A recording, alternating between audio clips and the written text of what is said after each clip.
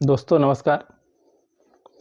द्वितीय क्रम के उच्चावचन में हमने पर्वतों के बारे में जाना है और अब आइए आज देखते हैं पठार के बारे में, यानी पठारों का वर्गीकरण और ये किस प्रकार से और कितने तरीके के पठार होते हैं इसके बारे में चर्चा करते हैं।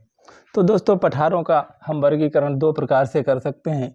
नंबर एक उत्पत्ति के आधार पर और दूसरा है अपर्दन चक्र के आधार पर। ये अपर्दन चक्र वही है, यानी कि ये आयु के आधार पर इसमें कितना अपर्दन चक्र काम कर चुका है, और उत्पत्ति के आधार पर यानी कि ये किस तरीके के और कहाँ कहाँ पर और कैसे पठार हैं।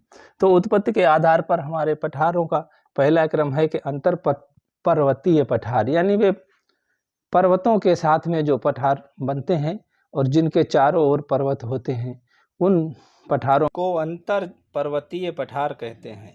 अंतर पर्वतीय पठार पर्वतों के मध्य में बने होते हैं, यानी कि ये पर्वतों का निर्माण जब होता है के साथ में ही निर्मित हुए और पर्वत उठे और कुछ भूमि पर्वत नहीं बन पाई, वो पठार के रूप में रह गई और वो पर्वतों के बीच की भूमि है जिसे हम पठार नाम से जानते हैं। और पठार और पर्वतों में अंतर केवल चोटी का है। पठारों में चोटी नहीं होती है और पहाड़ों में चोटी होती है। ऊंचाई का कुछ पठार तो इतने ऊंचे हैं जो पर्वतों से भी ऊंचे हैं।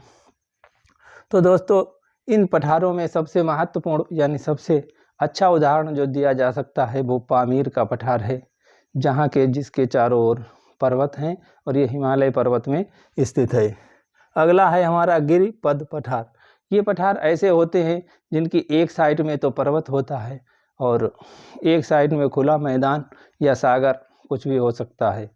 तो इन पठारों को हम गिरिपद पठार कहते हैं, यानी पर्वतों के ये पास के पठार होते हैं। इसके एक साइड में ही पर्वत होता है, दूसरी साइड जो है वो सपाट होती है, तो इसे हम गिरिपद पठार के नाम से जानते हैं।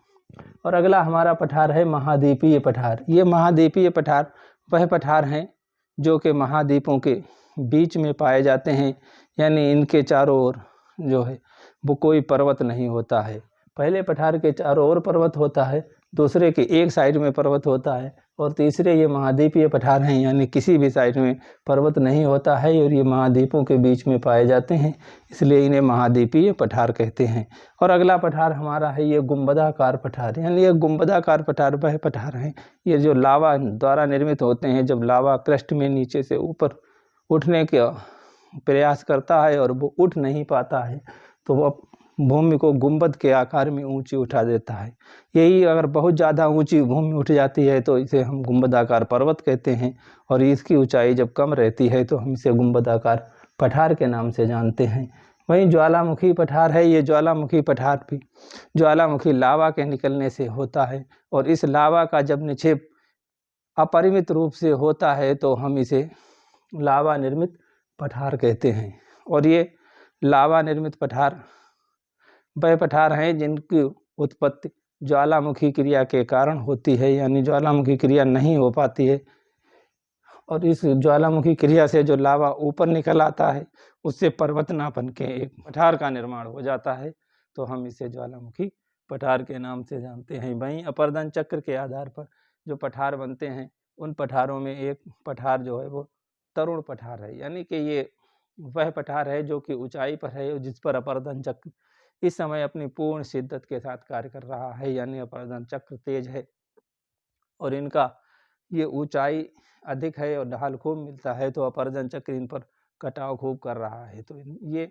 अपर्दन चक्र की प्रथम अवस्था में है, इसलिए इन्हें तरुण पठार के नाम से जाना जाता है। दूसरा है प्रोण पठार। ये प्रोण पठार, इन पर अपर्दन चक्र जो है वो कुछ चल चुका है और ये अपर्दन चक्र लगभग मध्य में है और यहाँ पर कटान जो है वो हो रहा है, लेकिन इतनी तेज नहीं हो रहा है जितना कि तरुण पठारों पे हो रहा है। तो ये वह पठार हैं जो कि आधे पठार घिस चुके हैं और आधे अभी बाकी हैं, यानी बाह्य बलों ने इन्हें आधा जो है वो काट दिया है और आधा बाकी है। तो इन पठारों में कई कई नदियों में खाइयाँ ज़्यादा गहरी मिलती हैं और ये पठार हमारी पृथ्वी पर पाए जाते हैं, इन्हें प्रोण पठार कहते हैं।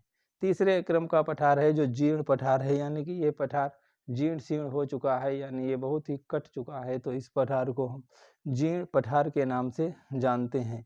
और ये जीर्ण पठार हमारी पृथ्वी पर बहुत से, जैसे रांची का पठार है वो जीर्ण पठार है, और वहीं हमारा एक पुनर्यौवनित पठार है, यानी कि जब ये बाह्य बल कार्य करके किसी पठार को काट देते हैं तो आंतरिक बल जो है वो सो नहीं जाते हैं, आंतरिक बल भी कार्य कर रहे हैं और वो देखते हैं कि अच्छा ये तो कट चुका है, उसे फिर से दोबारा आंतरिक बल नीचे से उस पहाड़ को पुनर्यौवनित करते हैं, यानी पुनः उठा देते हैं। तो इन पठारों को हम पुनर्यौवनित पठार के नाम से जानते हैं। और हमारे रांची के पठार का एक भाग जो है वो ऊपर उठ गया है, जिसे पुनर्यौवनित पठार के नाम से जानते हैं। तो दोस्तों ये पठारों का वर्गीकरण हुआ, और आइए अब देखते हैं कि विश्व के मानचित्र पर पठार कहाँ कहाँ पाए जाते हैं। अलास्का यूक्रेन पठार, लॉरेंशिया पठार, कोलंबिया पठार, ग्रेट बेसिन पठार, ओजार्क पठार, कोलोरेडो पठार, चियापास पठार, पीडमांड पठार, गुयाना पठार, बोरबोरेमा पठार,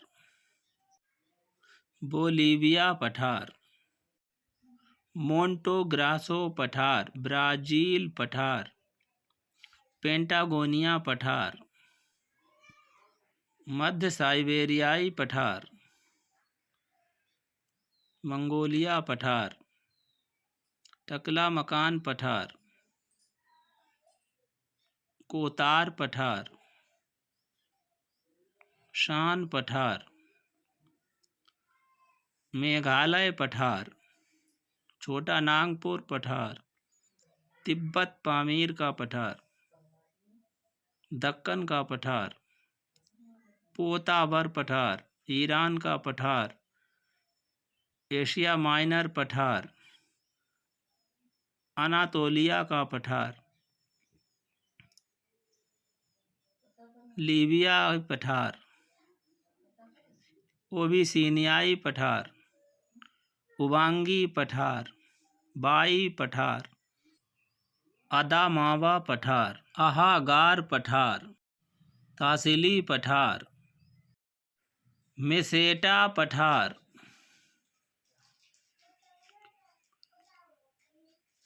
किम्बरले पठार। तो दोस्तों आज के लिए बस इतना ही, मिलते हैं अगले वीडियो में एक नए टॉपिक और नए अध्याय के साथ। तब तक के लिए जय हिंद।